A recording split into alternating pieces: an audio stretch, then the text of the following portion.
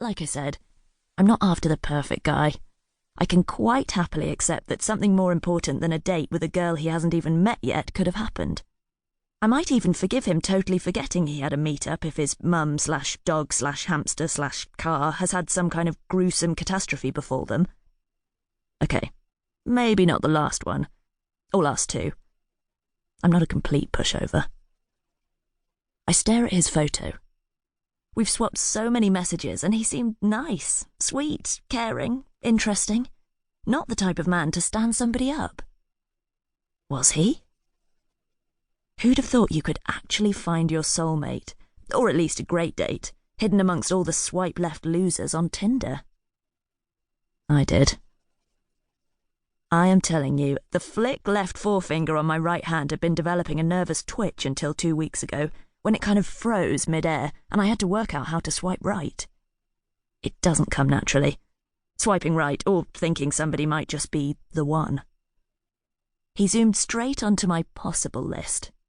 Well, he was the list. He is, gorgeous. Totally. Gorgeous Gabe. And when we swapped messages, he seemed as nice on the inside as the outside. Kind, thoughtful, funny, self-deprecating. Definitely a possibility. The perfect guy to help ease me back into the dating game. Okay, let's be honest here. He was the only guy after several weeks of swiping who seemed remotely normal. Wow. Who knew so many people existed who wanted to thrust their appendages into a woman they don't know? In fact, I had no idea some of the things I was messaged about were legal, or even possible in one case, until I entered the murky world of internet dating. So, why am I here? Why did I sign up on dating apps, which we all know is more likely to be a route to total self-esteem crash than total satisfaction? Because I am crap at finding a date. I cannot do what my mate B does and just stroll up to any guy she fancies and openly flirt. Ugh. I mean, flirt with a total stranger.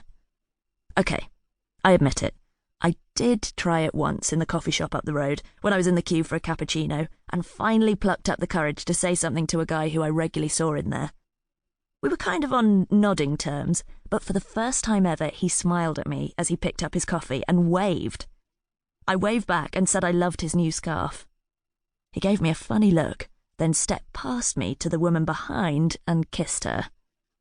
OMG, the embarrassment. I couldn't go in there again, just in case I bumped into either of them. I now have to buy inferior coffee from a place further up the street, which is ridiculous and more expensive, but necessary. And then there was the guy in the pub. Okay, I have tried to flirt more than once. This time it was with B's encouragement after 3 drinks, which made it worse.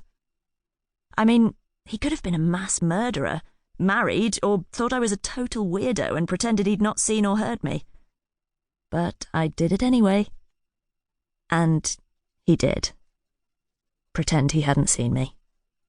Yep, it happened. It's never happened to B.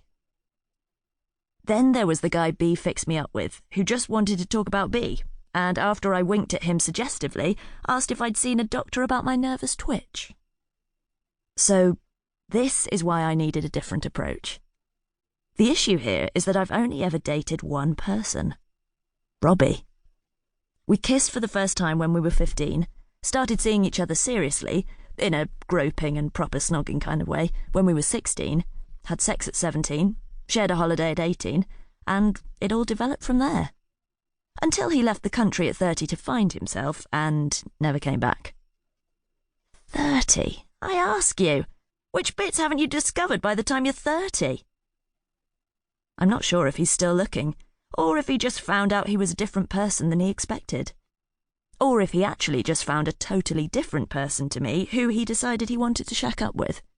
The details aren't clear. But shortly before he left, I think we both realised that this wasn't it. And we still had time to say so and get out before it was too late. So he did. And I'm a bit cross I didn't have the guts to do it first. It took a while for us to admit it, because it's hard and scary to take the leap of faith. But we'd grown up.